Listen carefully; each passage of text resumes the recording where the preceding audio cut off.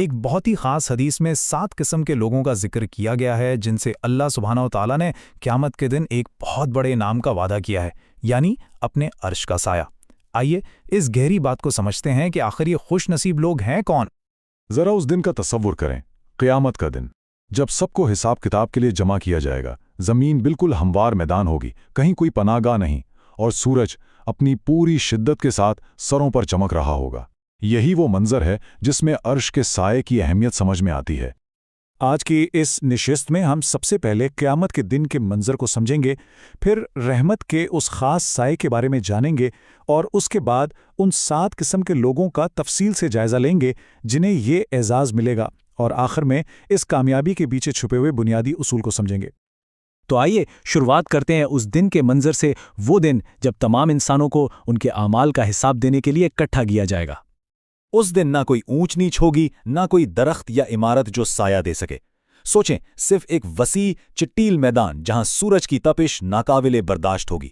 ایسے عالم میں ہر کوئی کسی ٹھنڈی جگہ، کسی پناہ گاہ کی تلاش میں ہوگا، لیکن وہاں کوئی پناہ نہیں ملے گی۔ لیکن اسی شدید پریشانی اور بے بسی کے عالم میں رحمت کی ایک خاص جگہ ہوگی، ایک سایہ جو دنیا کے سائے جیسا بالکل نہیں ہوگا۔ جی ہاں، اس دن جب کوئی اور سایہ نہیں ہوگا، اللہ تعالیٰ کا عرش سایہ فراہم کرے گا۔ یہ ایک بہت ہی خاص، ایک منتخب پناہ گاہ ہوگی جو صرف چند خوش نصیب لوگوں کے لیے ہوگی۔ حدیث کے مطابق 7 قسم کے لوگ ہوں گے جنہیں اس دن اللہ کے عرش کا وہ خاص سایہ نصیب ہوگا۔ یہ وہ لوگ ہیں جنہوں نے دنیا میں کچھ ایسے کام کیے جو اللہ کو بہت پسند آئے۔ تو اب سوال یہ ہے کہ وہ کون ہیں؟ آئیے پہلی 2 قسموں کو دیکھتے ہیں۔ ان کا تعلق قیادت اور جوانی کی عبادت سے ہے، اور یہ وہ 2 میدان ہیں جہاں نفس پر قابو پانا شاید سب سے مشکل ہوتا ہے۔ پہلا شخص ہے امام عادل، یعنی انصاف کرنے والا حکمران۔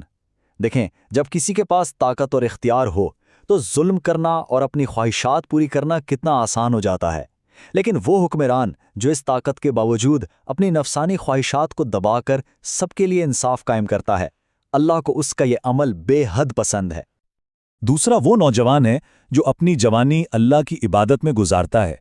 جوانی کا دور جب انسان کی طاقت اور خواہشات عروج پر ہوتی ہیں، ہر طرف سے غلط کاموں کی کشش ہوتی ہے، ان سب کے باوجود جو نوجوان اپنی اس انرجی اور جذبے کو اللہ کی اطاعت میں لگاتا ہے، وہ اس عظیم انعام کا حقدار ٹھہرتا ہے۔ اچھا، اب ہم ان لوگوں کی طرف آتے ہیں جن کے اعمال کا تعلق دوسروں کے ساتھ ان کے تعلقات سے ہے، چاہے وہ اللہ کے گھر سے ہو، دوسرے ایمان والوں سے ہو، یا معاشرے میں پاکیزگی قائم رکھنے سے ہو۔ تیسرا وہ شخص ہے جس کا دل مسجدوں سے جڑا ہوا ہو۔ اس کا مطلب صرف نماز پڑھنا نہیں ہے، بلکہ یہ ایک گہری محبت اور لگاؤ کی کیفیت ہے کہ ایک نماز کے بعد اسے اگلی نماز کا بے چینی سے انتظار رہتا ہے، اس کا دل گویا مسجد میں ہی اٹکا رہتا ہے۔ چوتھے وہ 2 لوگ ہیں جو ایک دوسرے سے صرف اور صرف اللہ کی رضا کے لیے محبت کرتے ہیں۔ ان کے تعلق کی بنیاد کوئی دنیاوی فائدہ، کوئی مطلب نہیں ہوتا، بلکہ خالصتاً اللہ کے خاطر دوستی ہوتی ہے۔ وہ اسی محبت پر اکٹھے ہوتے ہیں، اور اگر کبھی جدا بھی ہوں تو اسی اصول پر۔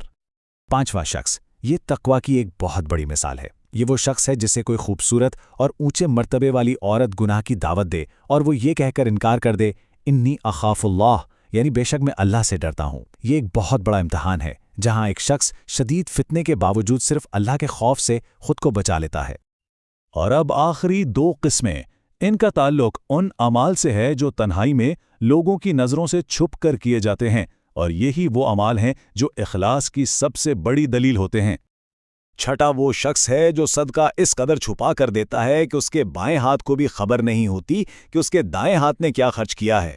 یہ ایک مثال ہے اس بات کی کہ وہ مخلوق سے کسی تعریف یا ستائش کا طلبگار نہیں، اس کا مقصد صرف اور صرف اللہ کو راضی کرنا ہے۔ اور 7واں وہ شخص ہے جو تنہائی میں اللہ کو یاد کرتا ہے اور اس کی آنکھوں سے آنسو بہہ پڑتے ہیں۔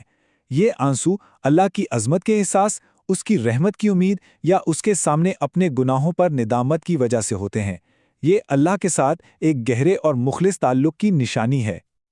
تو ہم نے یہ 7 مختلف اعمال دیکھیں، ایک حکمران کا انصاف، ایک نوجوان کی عبادت، ایک دینے والے کا اخلاص۔ ان سب میں مشترک کیا ہے؟ آخر وہ کون سا بنیادی اصول ہے جو ان سب کو جوڑتا ہے؟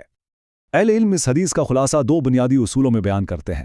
پہلا، اخلاص، یعنی ہر عمل صرف اللہ کی رضا کے لیے کرنا، کسی اور کو دکھانے کے لیے نہیں، اور دوسرا، مخالفت نفس، یعنی اللہ کی اطاعت کی خاطر اپنی خواہشات کو قربان کرنا۔ اگر ہم غور کریں تو یہ بات بالکل واضح ہو جاتی ہے کہ ان ساتوں اعمال کی بنیاد یہی دو اصول ہیں۔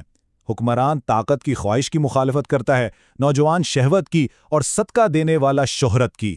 یہ سب اعمال اخلاص اور نفس کی مخالفت کی بہترین مثالیں ہیں۔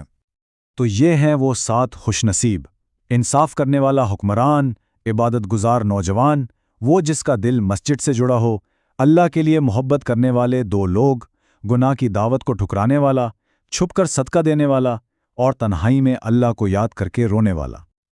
یہ 7 راستے ہمارے سامنے ہیں۔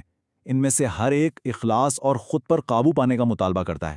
یہ ہم سب کے لیے سوچنے کی بات ہے کہ ان میں سے کون سا راستہ ہماری زندگی کے سفر سے سب سے زیادہ قریب ہے اور ہم اسے کیسے اپنا سکتے ہیں۔